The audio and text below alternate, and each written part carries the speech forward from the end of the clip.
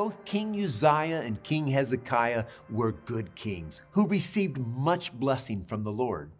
For both of them, this led to self-worship rather than God worship. For King Uzziah, only 2 Chronicles mentions this pride.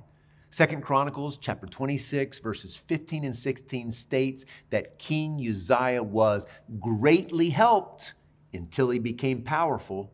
But after Uzziah became powerful, his pride led to his downfall. Earlier in verse 5, it is clear that all of the blessing was because God gave him success. However, instead of staying the course of obedience and enjoying the blessings, he began to act corruptly. In verses 19 to 20, the Lord smites him with leprosy. King Uzziah never changes his prideful disobedience.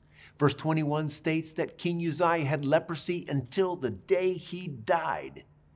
Interestingly, the book of 2 Kings only mentions the Lord afflicted him with leprosy and ignores the remaining details. But 2 Chronicles wants to make it clear that he never recovered from this self-worship, refusing to bow the knee to the Lord. For King Hezekiah, the story is also only recorded in 2 Chronicles, and the author makes it clear in chapter 32, verse 31, that in this moment, God left him to test him and to know everything that was in his heart.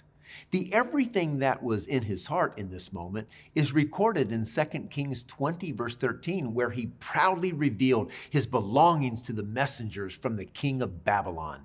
The Bible does not make it as clear as we might want, but Hezekiah's chest must have been poked out just a little bit as he proudly showed his stuff. Perhaps rather than lifting the messenger's eyes to the one who was the giver of such good stuff. King Solomon apparently had this same problem when the Queen of Sheba came to see his stuff. We also learn that during this time, the Lord healed King Hezekiah of a disease which was going to lead to his death, yet he remained proud. 2 Chronicles chapter 32, verses 24 and 25 puts it this way. He prayed to the Lord, who answered him and gave him a miraculous sign. But Hezekiah's heart was proud, and he did not respond to the kindness shown him.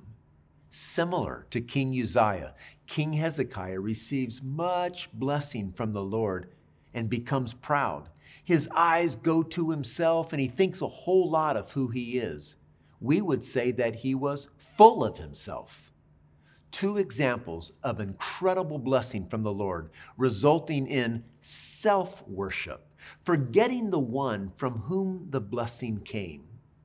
Fortunately, King Hezekiah's story does not end in this pathetic place.